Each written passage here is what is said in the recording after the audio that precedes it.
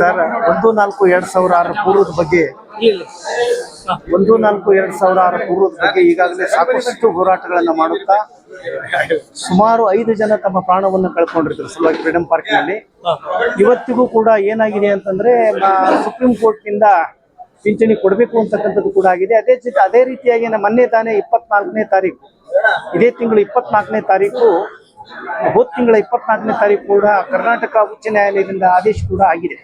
ಕೊಡ್ಬೇಕಪ್ಪ 1-4-2006 ಪೂರ್ವದವರಿಗೆ ಅವರ ಒಂದು ನೇಮಕಾತಿಯಿಂದ ಹಿಡಿದು ಅವರ ಒಂದೇನು ಇದು ಇದೆಯಲ್ಲ ಅನುದಾನ ರಹಿತ ಅವಧಿಯನ್ನ ಪರಿಗಣಿಸಿ ಅವರಿಗೆ ಫಿಟ್ಮೆಂಟ್ ಮಾಡಬೇಕು ಅಂತಕ್ಕಂಥದ್ದು ಕೂಡ ಇವತ್ತು ಮಾನ್ಯ ಉಚ್ಚ ನ್ಯಾಯಾಲಯ ನಮ್ಮ ಪರವಾಗಿ ವಾದ ಬಂದಿದೆ. ಈಗ ಮುಂದೆ ಏನಿದ್ರು ಮಾನ್ಯ ಮುಖ್ಯಮಂತ್ರಿಗಳಿಗೆ ನಾವು ಮನವಿಯನ್ನು ಸಲ್ಲಿಸಿ ಇವತ್ತು ಕಾಮನ್ ಆಗಿ ಆದೇಶ ಮಾಡ್ತಕ್ಕಂಥ ಒಂದು ವ್ಯವಸ್ಥೆಯನ್ನ ಕರ್ನಾಟಕದಲ್ಲಿ ಅನೇಕ ಜನ ಸುಮಾರು 5800 ಜನ ನಾವೆಲ್ಲ 1-4-2006 ಪೂರ್ವದವ್ರು ನಾವು ಇದ್ದಿದ್ದೇವೆ. ಅದರಲ್ಲಿ ಸುಮಾರು 2000 ಜನ ಈಗಾಗಲೇ ನಿವೃತ್ತಿಯಾಗಿದ್ದಾರೆ. ಅದರಲ್ಲಿ 300 ಜನ ಈಗಾಗಲೇ ಮನೆ ಮಠವನ್ನು ಬಿಟ್ಟು ಹೋಗಿದ್ದಾರೆ. ಅದರಲ್ಲಿ ಇನ್ನೂ ಕೂಡ ಕೆಲವು ಜನರು ಮರಣವನ್ನ ಹೊಂದಿದ್ದಾರೆ. ಇನ್ನು ಸರ್ವಿಸ್ನಲ್ಲಿ 3000 ಚಿಲ್ಲರೆ ಜನ ಇದ್ದಾರೆ. ಹೀಗಾಗಿ ಎಲ್ಲರ ಪರವಾಗಿ ಇದು ಕಾಮನ್ ಆಗಿ ಆಗಲಿ ಅಂತ ನಾನು ಮಾನ್ಯ ಮುಖ್ಯಮಂತ್ರಿಗಳಲ್ಲಿ ನಾನು ನಿವೇದನೆಯನ್ನು ಮಾಡ್ಕೊಳ್ತಾ ಇದ್ದೇನೆ. ಅದೇ ರೀತಿಯಾಗಿ ಮಾನ್ಯ ಏನು ಆರ್ಥಿಕ ಇಲಾಖೆಯ ಪ್ರಧಾನ ಕಾರ್ಯದರ್ಶಿಗಳಲ್ಲಿ ಕೂಡ ನಾವು ನಿವೇದನೆ ಮಾಡ್ಕೊಳ್ತಾ ಇದ್ದೇವೆ.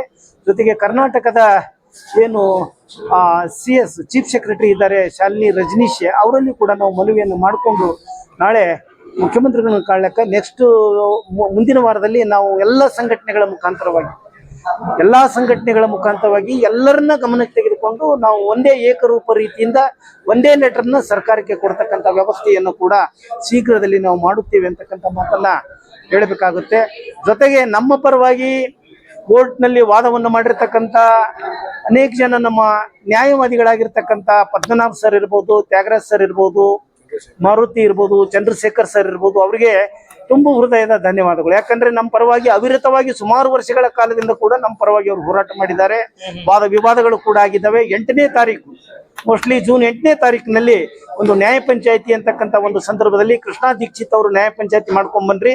ಅದಕ್ಕೇನಾಗುತ್ತೆ, ನಾನು ನೌಕರರ ಪರವಾಗಿ ನಾನು ಆದೇಶ ಮಾಡಿ ಹೋಗ್ತೀನಿ ಅಂತಕ್ಕಂಥ ಒಂದು ಸಂದರ್ಭದಲ್ಲಿ ಮಾನ್ಯ ಅಡ್ವೊಕೇಟ್ ಜನರಲ್ ರವರು ಮತ್ತು ನಮ್ಮ ನ್ಯಾಯವಾದಿಗಳು, ಸರ್ಕಾರಿ ನ್ಯಾಯವಾದಿಗಳು, ಅದರಲ್ಲಿ ನಮ್ಮ ಒಂದು ಪಿಂಚಣಿ ವಂಚಿತ ನೌಕರರಾಗಿರ್ತಕ್ಕಂಥ ನಾನು ಅಂದ್ರೆ ಡಾಕ್ಟರ್ ಕೊಕಟನೂರು, ಜೊತೆಗೆ ಬುಕ್ಕಾಂಬದಿ ನಾಗರಾಜ, ಅದೇ ರೀತಿಯಾಗಿ ಹನುಮಂತಪ್ಪ, 3 ಜನ ಕೂಡ ನಾವು ಯಾವುದೇ ಹಿಂಬಾಕಿಯನ್ನು ನೀಡದೆ ನಮಗೆ ಪಿಂಚಣಿಯನ್ನು ಕೊಡ್ಬೇಕಂತ ತಿಳ್ಕೊಂಡು ನಾವೆಲ್ಲ ಆ ಸಂದರ್ಭದಲ್ಲಿ ನಿವೇದನೆ ಮಾಡ್ಕೊಂಡೆವು. ಇನ್ನಿಬ್ಬರು ಪಾಲಿಟೆಕ್ನಿಕ್ನವರು, ಇನ್ನೊಬ್ಬರು ಅವರೆಲ್ಲ ಪಿಂಚಣಿ ಕೊಡಬೇಕು ಅಂದಾಗ ಅದು ಅಲ್ಲಿಗೆ ಸ್ಥಗಿತ ಆಯ್ತು. ಮುಂದೆ ಕೃಷ್ಣಾ ದೀಕ್ಷಿತ್ ಅವ್ರು ಏನಪ್ಪಾ ಅಂತಂದ್ರೆ ಟ್ರಾನ್ಸ್ಫರ್ ಆಗಿ ಹೋದ್ರು. ಹೀಗಾಗಿ ನಮ್ಮ ಒಂದೇನೋ ಇವತ್ತು ನಮ್ಗೆ ಒಳ್ಳೆ ಸುದೈವ ಬಂದಿದೆ.